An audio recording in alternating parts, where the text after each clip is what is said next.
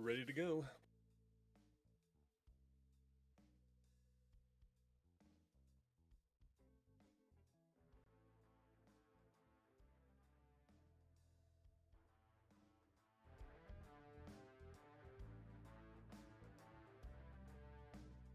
Hello, Internet, and welcome back to the Homebrew Studio. My name is Matthew, my pronouns are he, him, and I'll be with you for the next hour or so as we work on creating some nifty homebrew content for your tabletop RPGs. Thank you ever so much for joining me today. Here in my rectory, apparently. No, sorry. But hello to you wonderful people in chat. Friends, thank you for joining us. It's going to be a lot of fun today as we talk about creating some homebrew content that you can use in your home games or can serve as inspiration for you to create your own homebrew content. So, today we are going to be talking about, as I think you got a little preview there because I was on the wrong window, about class options for Dungeons and Dragons 5th edition. So, this is one of the fun things you can do to flavor up your home games, make it more personalized for your players, give them some more options that they can dig their fingers into to help them customize their characters and make them more unique and flavorful and individual. So, specifically today, because there's a range of options when it comes to customizing classes. You have different abilities, spell casting, different character resources like hit dice and what have you that you can customize the use of. But today specifically, we're going to build off of some ideas that I've already had, and we're going to expound upon as a group, you and I, when it comes to channel divinity, specifically for clerics, because paladins also have a channel divinity in their class, but clerics have a bit more punch to theirs. But I find that the ways in which you can use channel divinity are very limiting, which for a class that's really built around the idea of you are the scion of a deity, they have granted you these amazing powers, the ability to channel their divine essence into the world. It should really be a lot more open and expansive in terms of what you can do with that divine power. And so that's what I kind of want to work on today. And this is going to be very laid back and freeform. So if you have suggestions, ideas, whatnot, feel free, throw them out in chat and we will discuss them. Thank you, friends, and hello, Mike. Welcome to the stream. So, let us begin. I've got written down here on my Google Doc, I've taken all of the domains for clerics. So, Arcana, Death, Forge, Grave, Knowledge, Life, Light, Nature, Order, Protection, Tempest, Trickery, Twilight, Unity, and War. And there's a few UA ones in there as well, because why not? UA is fun to play with. And I've sort of written down just a short description of what channel divinity options they already have. Most of them only hardly have one channel divinity option. Now, all clerics have turn undead, of course, that you can use your channel divinity on, but that's such a very specific. You have to be fighting undead or that's useless. So other than that, each domain has its own unique ability. So Arcana has Arcane Abjuration, which you can basically use your turn undead, but also use it against planar creatures. So anything that's not native to the material plane, you can turn or banish it. Death has the Touch of Death, which deals extra necrotic damage on an attack. The Forge domain has the Artisan's Blessing, which I think is one of the neatest channel divinities. I actually just made a Forge Cleric, and I'm going to have fun playing with this one, where you can basically transmute metal objects into other objects. And I think that's going to be a lot of fun. Grave has Path to the Grave, where you basically bestow vulnerability onto a creature so that the next attack hits it does double damage. The Knowledge domain has two channel divinity options. Knowledge of the Ages, which gives you a skill or tool proficiency you wouldn't normally have for 10 minutes, and Read Thoughts, which is sort of, I think it's based on the Detect Thought spell and also the Suggestion spell as well, so you can interfere with other people's minds. Life has the Preserve Life, which is a sort of mass heal that gets everybody up if they're really low. And light has Radiance of Dawn, which is this big burst of radiant light that dispels magical darkness and also deals damage. Nature has the Charm Animals and Plants, which is basically just the Charm Animals and Plant spell. Not very original on that one. Order has the Order's Demand, which is just a charm effect. Again, really original. We're just copying spell effects. Protection has the Radiant Shield, which puts a shield on an allied creature, and anyone who hits them while they have that shield up takes damage. Not bad. Tempest has the Destructive Wrath, so any lightning or thunder damaging spell that they do deals maximum damage. Trickery has Invoke Duplicity, which is one of the more fun ones, one of the more flavorful ones, where you basically create an illusory duplicate of yourself and you can cast spells through them and confuse your enemies. That's one of the more fun ones. Twilight has the Twilight Sanctuary, where you create a sanctuary for yourself and your allies, giving them temporary hit points and removing charm and fear effects. Unity has the Shared Burden, where you distribute damage of an attack between multiple people, so no one takes a huge hit, everyone takes a little bit of it. And then War has two Channel Divinity options, both of which have the same function. It's just you unlock them at different levels. You basically give +10 to hit on an attack to either yourself or an ally, and you can throw that in after you've already rolled the attack. So you can potentially turn a missed attack into one that hits. Oh, hi Jay. Welcome to the chat. The Tempest one can get out of control. I can imagine so. I can imagine throwing that Tempest one in with like a Chain Lightning, and you're doing it like a guaranteed, ridiculous 100+ damage. Hello, Chad, and welcome. Welcome, welcome. So, as you may have noticed as I was scrolling through these, I've already got a few ideas that I've put down just in my own brainstorming.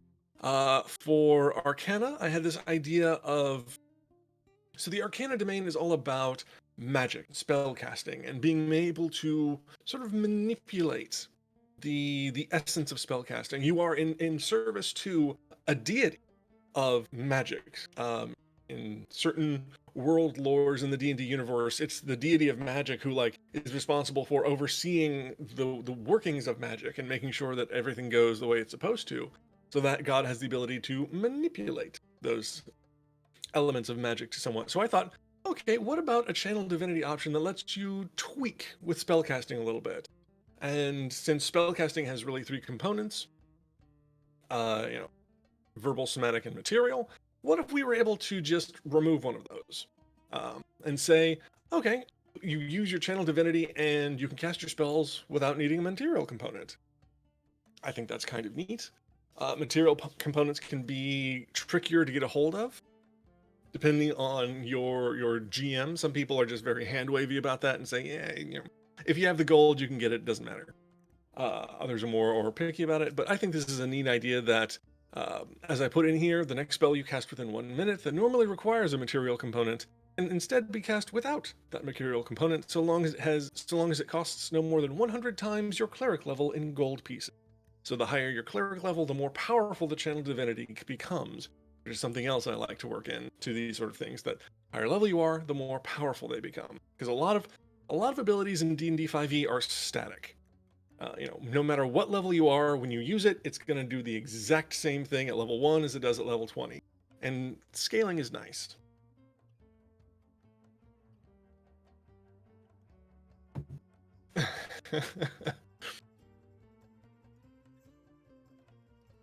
Chad is brewing. Also doing some homebrew of a different variety. I wish you the best of luck on the... Is it the blonde ale you're doing, I think? Do let me know.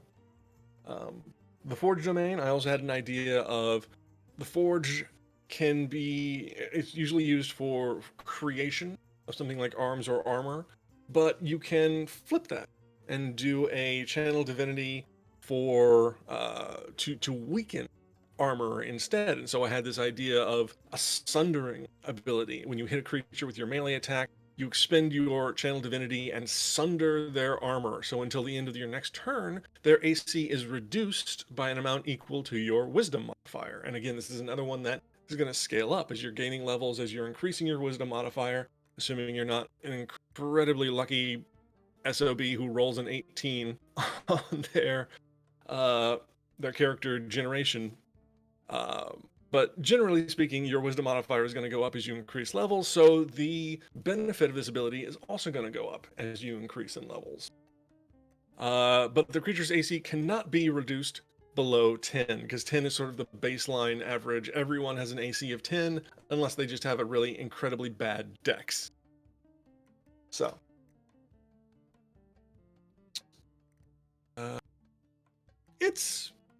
It's pretty powerful. I don't disagree with you necessarily, Franz. Do remember, though, that Channel Divinity for... Now I actually have to look that up, because I think clerics get 2 Channel Divinities per long rest. Yeah, it's 2 Channel Divinities per long rest. So these are supposed to be powerful abilities. They're very limited in number. You can only cast it twice a day. So I think it's balanced in the fact of how limited the number of uses are. But there's also nothing wrong with giving your players some really powerful abilities. You just have to balance it out on the back end by putting them up against really powerful opponents. And, you know, as I've said in previous episodes, hand wave it. It's all, you just massage it a little bit, massage the hit points, massage the to hit rolls, make it a fun experience. To me, having fun at the table is more important than being beholden to game rules. So that's just where I'm coming. A third use at 18th. Thank you, Mike. And yeah, those are the only 2 I've got down so far. But we can come up with and brainstorm some other Channel Divinity options for these various domains. And there are so many domains now. There's what, 1, 2, 3, 6, 8, 9, 10, 11, 12, 13, 15 different domains that we could brainstorm some Channel Divinity options. So, and one of the things I'd like to do with this as well is come up with some options that are not necessarily based in combat, because these are mostly based on combat abilities. A lot of the abilities in Dungeons & Dragons 5th edition are based around combat. I would really like there to be more abilities built into the classes, more options that can be used in a greater variety of circumstances, non-combat circumstances. As much as I understand that's the basis of the game, it's about killing things and getting XP, we can expand beyond that.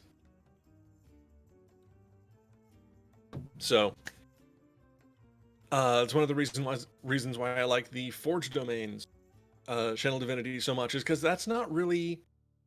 It can affect combat in the long run if you forge yourself a really nice piece of armor, but it doesn't like directly impact immediately in the moment of combat. It's not a combat ability. It's something you can do in downtime, do during roleplay, or doing when you're not in combat. And I'd like to see more abilities like that, more things that help flesh a class out and make character classes feel distinct outside of simply what you can do in a fight. So, let's look at a different domain here. What domain should we start with?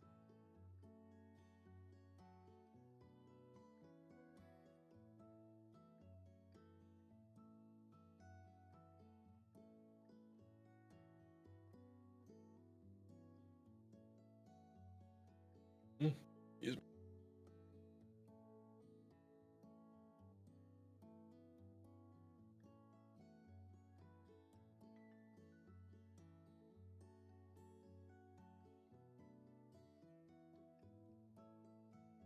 Want to start with nature?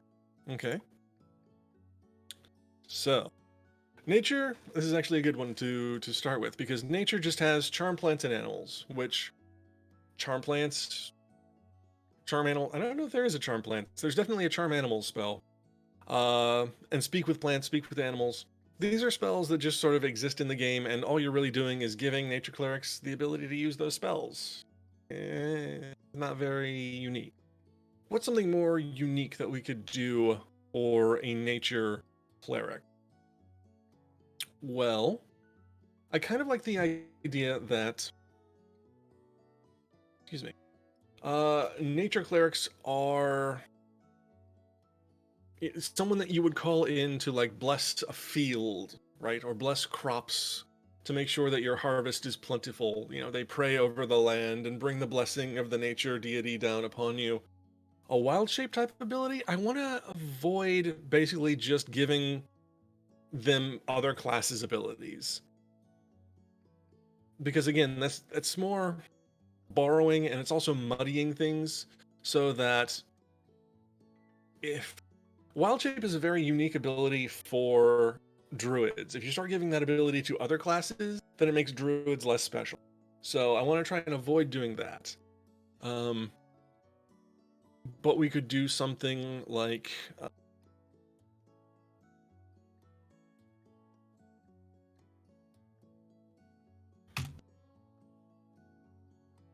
not a great name for it, but it's just, oh goodness, why did I do that? So bless Earth, and sort of the idea I have with this is you present your holy symbol and invoke the power of your deity to bless an area of land no larger than, what's a decent,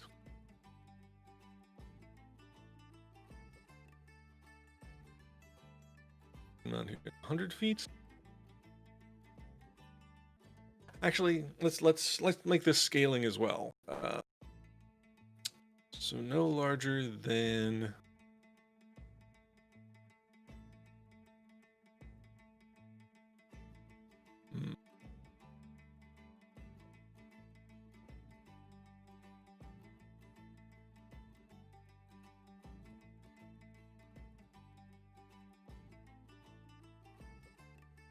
actually, back up. We'll come back to that. Bless an area of land.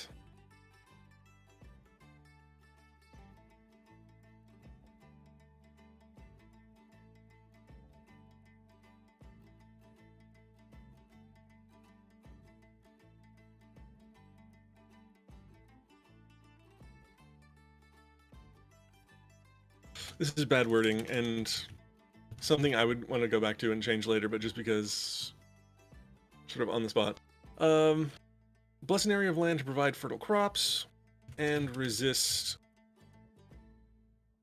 corruption. So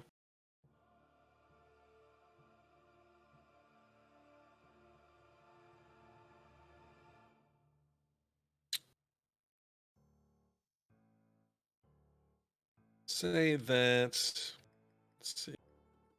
I'm kind of thinking what I'm kind of thinking is that this could be sort of like a sustained casting, and like the longer you spend doing this sort of prayer, this channel divinity, the more land you can bless. So like in 1 minute you can bless, you know, 100 square feet. In For each additional minute you can do an additional 100 square feet up to, you know, a certain amount, up to 10 times your cleric level. Um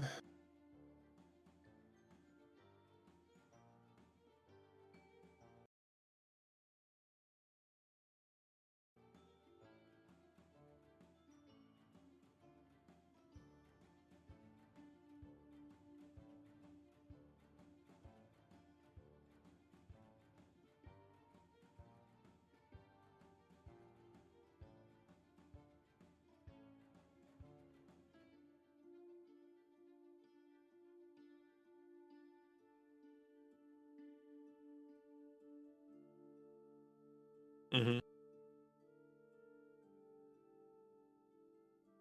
We could also do like a combination of the two.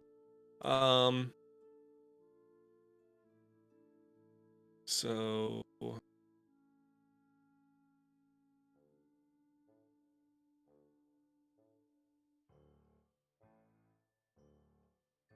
but I don't want to make this too complicated because then it becomes really finicky. Uh, sorry. Working out a lot in my head, and I should be talking more because that's what streams are for. Interaction. So you present your holy symbol and invoke the power of your deity to bless an area of land to provide fertile crops and resist corruption. Choose an area of land.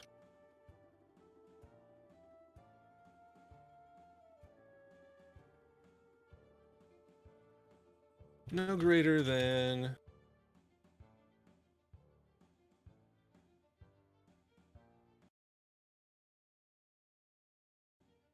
we'll say 10 square feet just to start off. Greater than 10 square feet. Is that too small though? We'll start out with 10. Choose an area of land no greater than 10 square feet.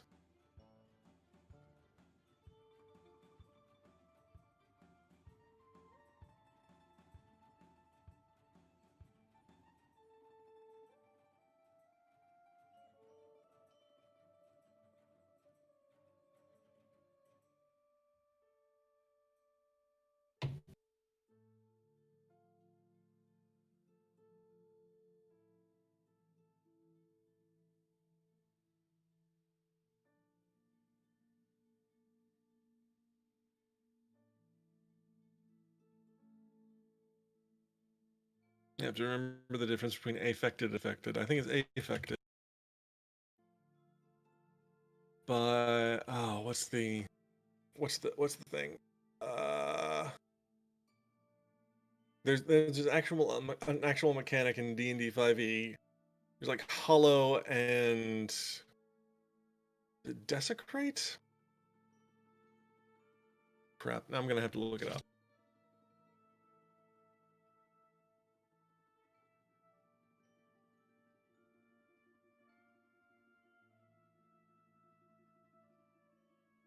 Or hallow, not low. Unhallow. Yeah. Hallow and unhallow. Exactly.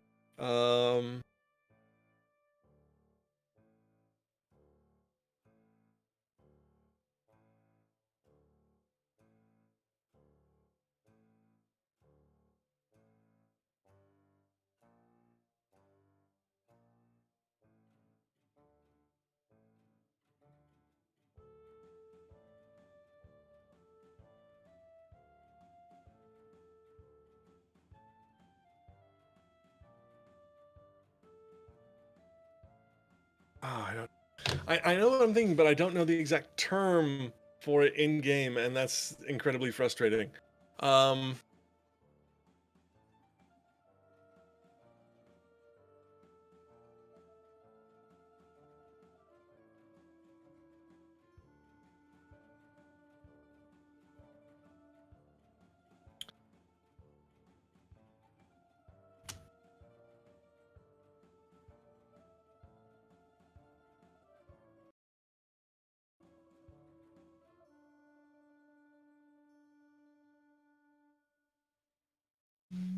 I think it's desecrate. I think that's. We'll just go ahead and use it. That might not be the correct term, but that sounds correct, Heather.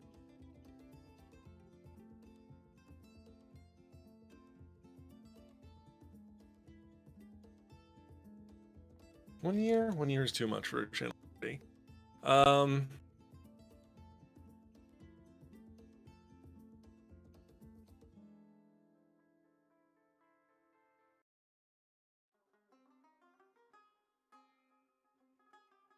period of months equal to your cleric level.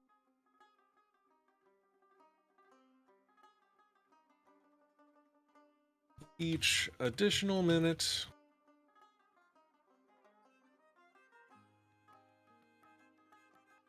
spend concentrating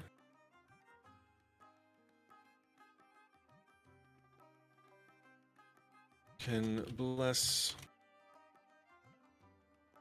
additional 10 square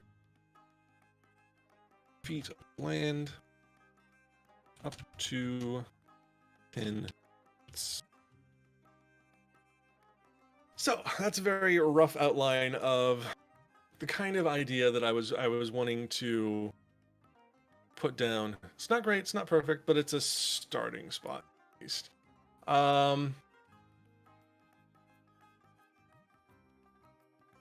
Please do not curse us, Chad.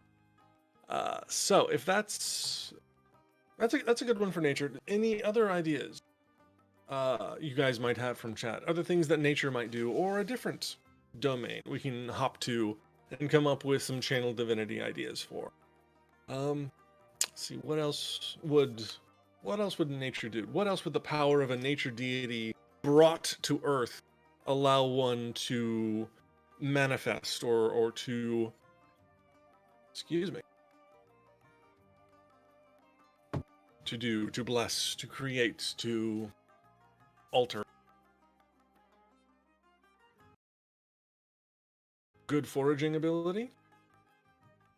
That's a good one. Let's do. I like that. Chad. We'll do this. Nature's.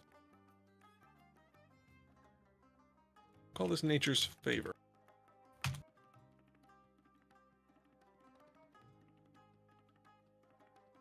One. That's the wrong one. There we go. Why is it gray?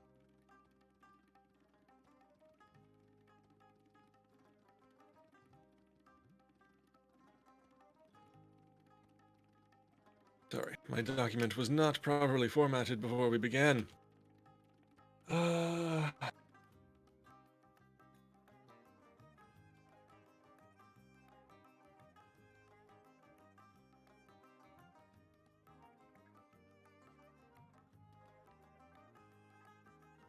Sure, storms, that kind of thing.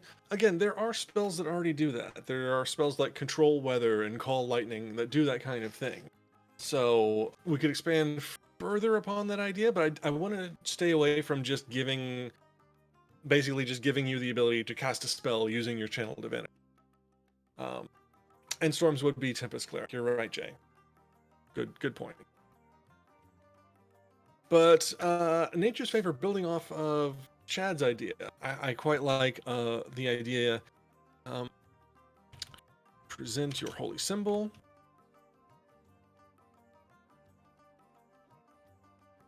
And bestow the favor of your deity upon creature touch for 24 hours. 24 hours? No, that's too much. For 8 hours. That works. It's okay. It's okay, Heather. We all have bad typing days. Most of my days are bad typing days. For 8 hours.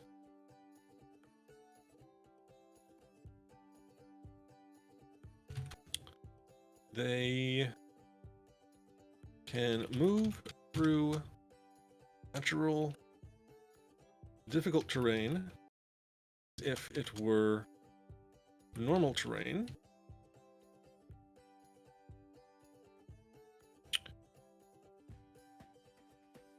Can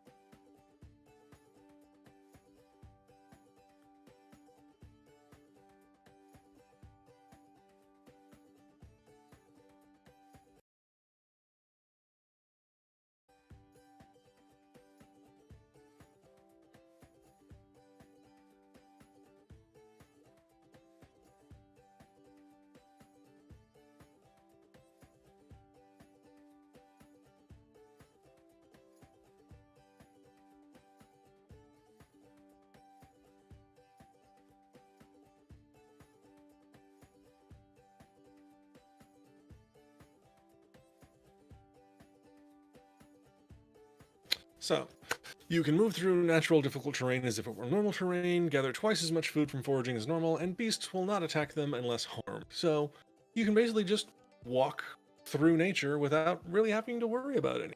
The creatures of the... I'm going to actually do that to beasts and plant creatures. Will just not bother them, because... should include fishing as well. There we go. Easy inclusion. The ability to trip balls at will. Oh, you don't need magic for that. You just need a good dealer. But okay, that's 2 for nature. Let's move on to a different domain here that we can play around with. We do war, twilight or tempest, order. I will have order. Light or life or knowledge or grave, death or forge. Play around with arcana some more. What do we want to do?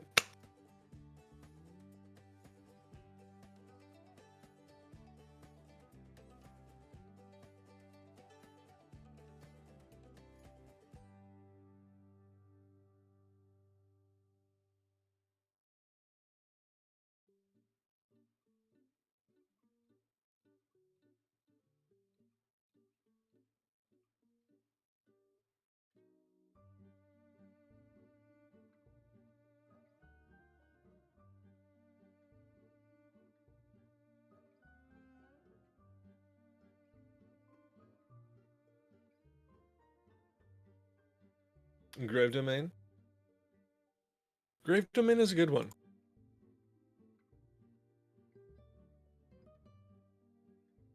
A little Val. But yeah, grave is a fun one. Grave, I like the drawing the distinction there between grave and death that they do in 5e. That grave is very much about sort of like guarding that transition point between life and death. It's not about life or death, it's just that transition between the two.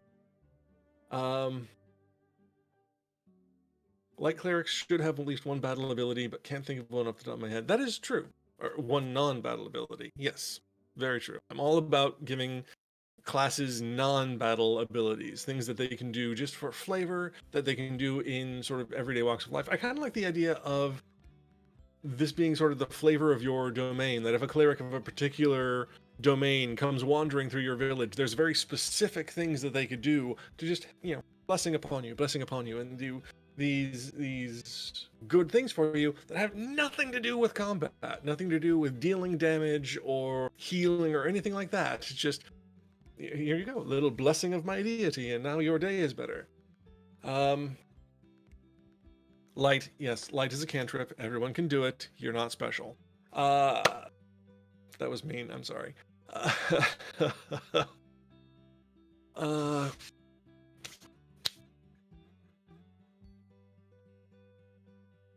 So, grave, light. Someone mentioned, or Jay mentioned Tempest before. What are some fun channel divinity options we can come up with for those?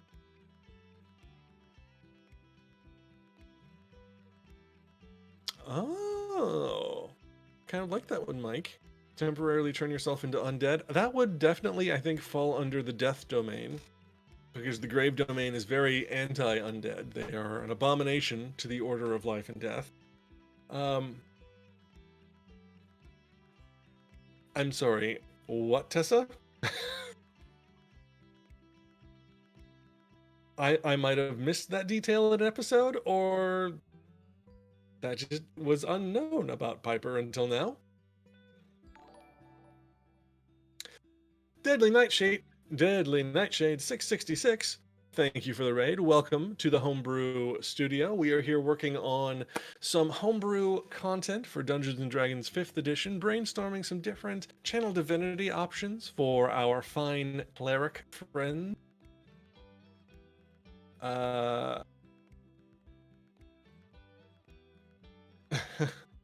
Ooh, There you go. We could have a channel divinity that makes your laundry smell nice. That's a good idea, chat. War/death. Oh, well, yeah. Those two do go hand in hand. It's a little squirrel. A little squirrel with a heart. I love it. But death. Undead Visage is what I will call this one, because that's a fun name. I love the word visage or visage. Visage? Visage. Depending on how you pronounce it. So, you present your holy symbol and call upon the power of your deity to temporarily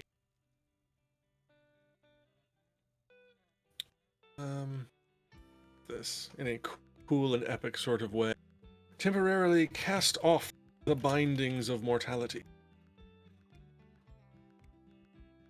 and transform into an undead.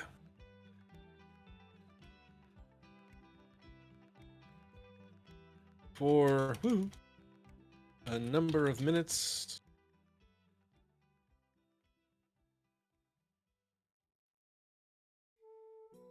Sorry, as an action, we have to have the proper terminology here so people know, what is this, an action? Is it a bonus action? I don't know what to do. As an action, you and a number of willing creatures up to your wisdom modifier. 1.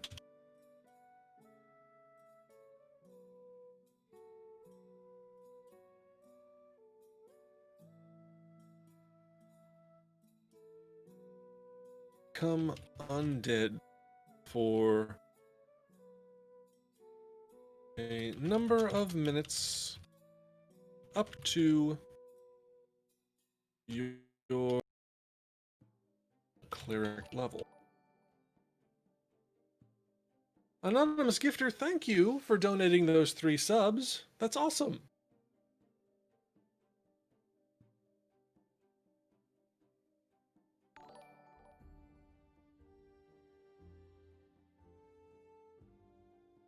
So you and a number of willing creatures up to your wisdom modifier, minimum 1, become undead for a number of minutes up to your cleric level. Your creature type becomes undead. You gain resistance to necrotic damage.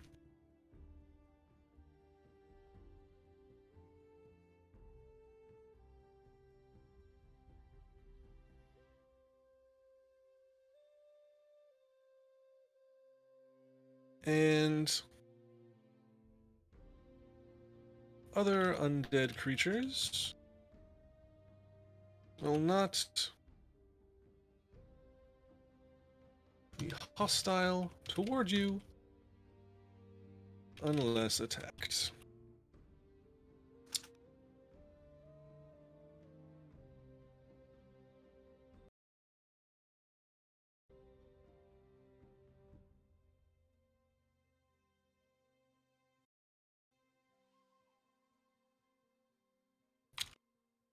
You may end this effect early as an action. So, we have this. This is a fun one. Great suggestion from Mike. Thank you very much. So, you present your holy or unholy symbol, as the case may be, to the death god and transform yourself and some allies with you into undead for a brief amount of time.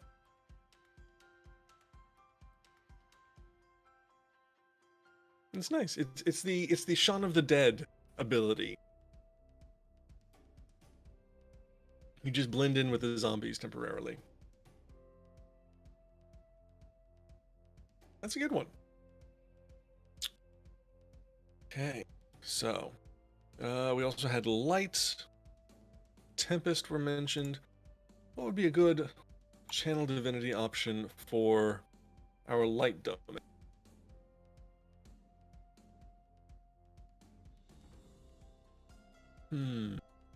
Let's see. What is the light domain all about? Well, it's about light, obviously, bright, shiny things in your face. But it's also about shedding light, about uncovering, it's about discovering. It's about repelling darkness, whether that darkness be literal or metaphorical. So, what are some things that a light domain cleric could do? That the power of a light deity could bring in? Well, we already have the Radiance of Dawn channel of Divinity, so that dispels darkness and deals area radiant damage. This burst of divine light.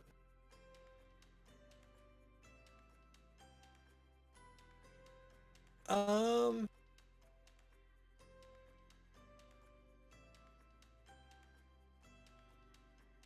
we could also just give them the ability to do something like I can't remember the exact spell. There's a spell that's like Arcane Torch or Magical Torch, something like that, where you just create a magical torch and it burns forever. It doesn't consume any fuel. Like I said, there's a spell for that. And if that's not a domain spell for a light cleric, it really should be. Let's see. And I'm actually running a campaign with a pair of light clerics in it, so this is something I should think about, really, if I want to introduce some unique abilities. Um,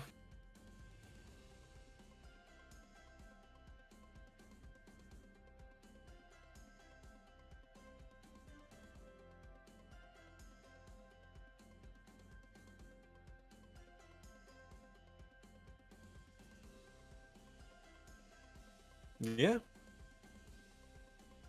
you are clerics of Amatosh, the deity of light, whose province is finding and revealing.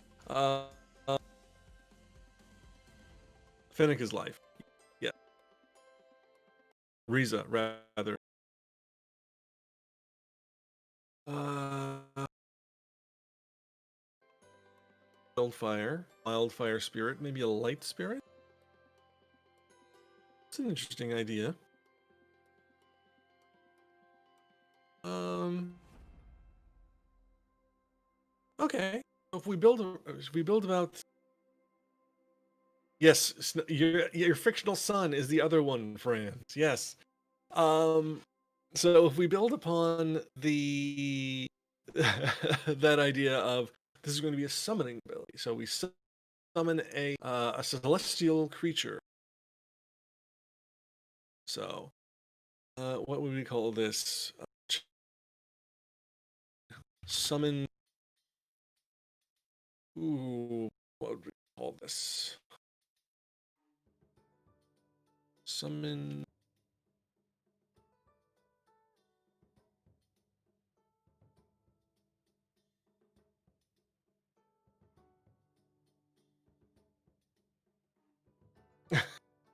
It's okay.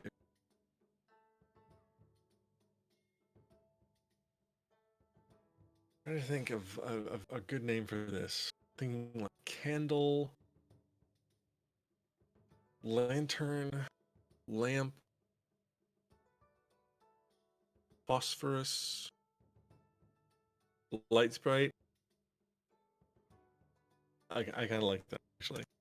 I know you're joking, but that's actually really fun. Summon light sprite. So as an whoopsie-doo action, you present your holy symbol. Yeah, thank you for putting the light bright jingle into my head, Chad. Thank you very much. That was a fun toy, but the novelty of it ran out really quick. The light bright. Vitamin D based constitution advantage. I like that. I like that a lot. You present your holy symbol and call down a celestial familiar to aid you.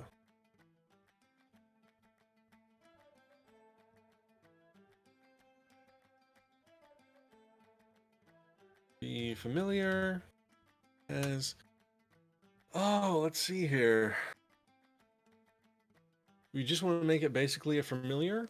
So it's got 1d4 hit points and can't really do much aside from sort of assist and move around on its own. Do we want to give it any kind of special ability? I mean, obviously it's going to exude light, right? It's going to be sort of a mobile light source. It can move around.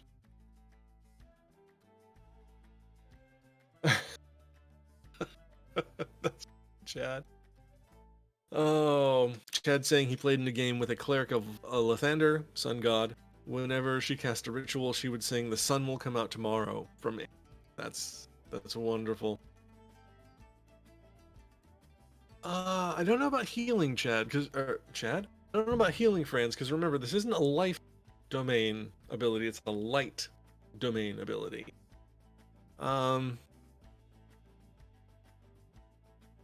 I like to try and keep it away from being able to attack. We can give it an ability it can use in combat where it can maybe blind a creature.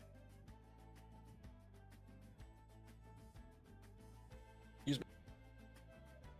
But I don't know that I necessarily want to give it an attack ability. Friends, I'm very sorry for confusing you with chat. Well, confusing your name, at least. Personally, I would never confuse you with chat. Sort of like a solar flare, yes. The familiar has 1d4 hit points.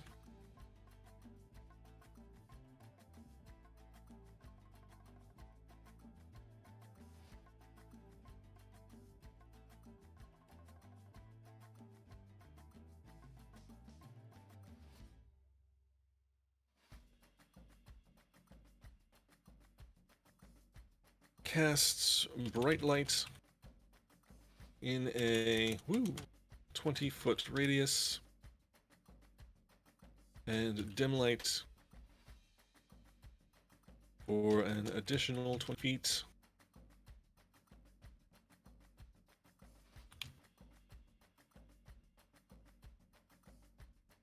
The familiar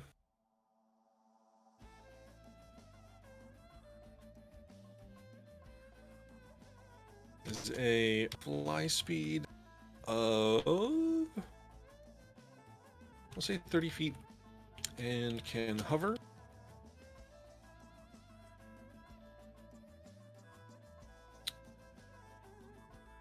While the familiar is present, you gain... Thinking, because this is about revealing, right? So, would it have the ability to reveal invisible creatures? Would it maybe give you something like blind sight? Or would it function like maybe a fairy fire kind of thing?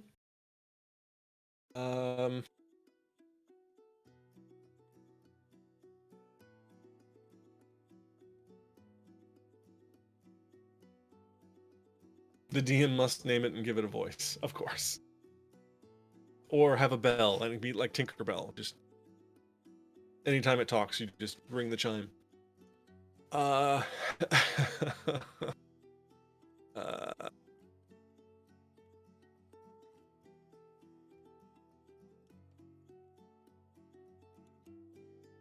all invisible creatures within 5 feet of the familiar must succeed on a dexterity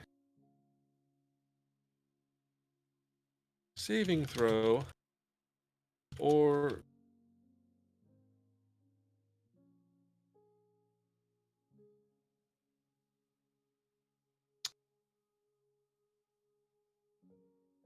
become visible until they move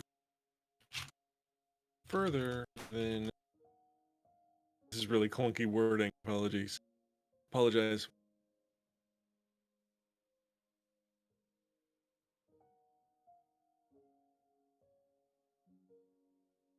So I kind of like the idea of you send this thing out, and if there's any invisible creatures, when this little light sprite gets close to them, you can suddenly see them or see their sort of the shape or form of them. So the invisibility does not benefit them until they get away. So it's again going back to that sort of revealing aspect of the light domain. The ability to spray glitter at will. That's the fairy fire spell in a nutshell. It's just glitter bomb. Ah, you can't be invisible now. Ooh, hidden doors. Thank you, Tessa. While the familiar is present, you gain advantage on ability checks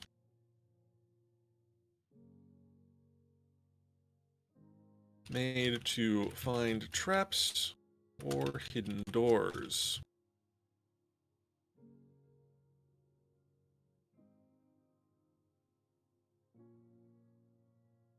And this honestly might be a lot for a single ability. I could see possibly splitting this apart and making these two separate abilities. But that's really fun. I really like that.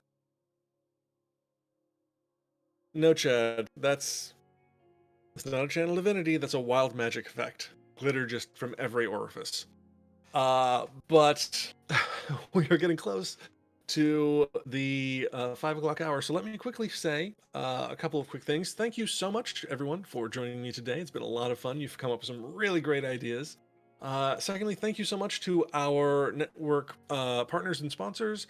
First of all, Die Hard Dice. You can visit them at dieharddice.com and use coupon code Homebrew for 15% off your first or next order. It is a one-time use only code. But they make fantastic metal dice. They have original custom designs you will not find anywhere else on the internet, and they are really amazing to look at and behold. They're also run by an amazing staff of individuals. Their owners are great. They're a wonderful company, and we love working with them so much. So check them out at dieharddice.com and roll with the best. Also, don't give Logan ideas. Put it on the wheel. Put it on the wheel. Also, I have to thank World Anvil. Check them out at worldanvil.com. They are the finest suite of tools on the internet for creating homebrew worlds of your own. If you're making a world for a TTRPG or a novel or any sort of creative work where you're doing a lot of world building, World Anvil is the best place to do it. They have an amazing suite of features that you can access for free. You can make an account that's absolutely free.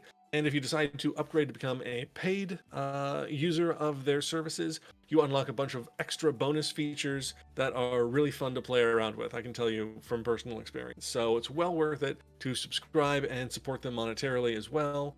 But even just at the free level, you get access to so many great resources for working on your world building. We love them very much. So head on over to worldanvil.com and light up the forge.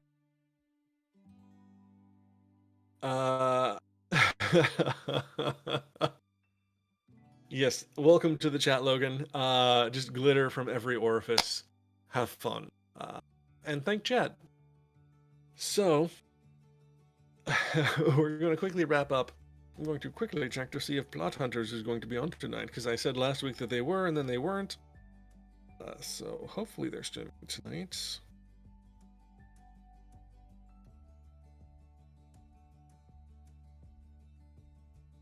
No, there has been no status update regarding tonight. So hopefully they'll be streaming. You can check them out over at twitch.tv/plothunters. They're a fantastic D&D stream, and they're doing something involving piracy, which is always a lot of fun. So go check them out immediately following this at 5 o'clock PDT. Then tomorrow, I don't believe we have any streams, but Monday, come back and catch Angela at 6 p.m. PDT doing the final chapter of the Book of Dragons, which is this wonderful book of short stories. You can check out all of the previous chapters that she's read through on either our VODs for the Twitch channel, or they are being uploaded to YouTube as well. You don't need to have heard or read the previous chapters. Every chapter is its own micro story. So just pop in Monday evening and listen to Angela read just this fun, light little story about dragons. It's very British and very there was a word there, but all I can think of is colonial, and that's probably not the right one. But it's very British. And that's going to be a lot of fun. Then Tuesday, of course, we have Shenanigans, 7 p.m. PDT, where you can catch most of the people in chat right now having some fun in a D&D 5e Spelljammer campaign aboard the good ship something something, as they have loads of fun and wacky shenanigans on the Shenanigans. I don't know if it was Victorian. I think it might have been Edwardian. No, not Edwardian. That was before Victorian. I can never keep the periods of British history straight in my head. The Cloudbreaker, of course. The good ship Cloudbreaker. Wednesdays, of course, we have our Power Hour with Angela, where you can just see some of the fun things that are going on in the network right now. Thursday, check out No Brainer at 6 p.m. PDT, featuring moi as the host for some trivia fun. Fridays, we do Fireside Chat at noon, where Chad, who's been ever so helpful in the chat today, gives some advice for people who are having difficulty coping with everything going on, quarantine measures. And then Friday nights, of course, we do Twitch Sings, where Angela hosts a cadre of Nerdsmith creators doing just some Twitch Sings karaoke fun. And then that'll bring you back here next Saturday at 4 p.m. So that is everything that's going to be coming up in our network over the next week. Thank you so much for joining me again today. You have been a wonderful chat, and this has been a lot of fun. We've come up with some really fun things. So until next week, I bid you all adieu. Take care, everybody.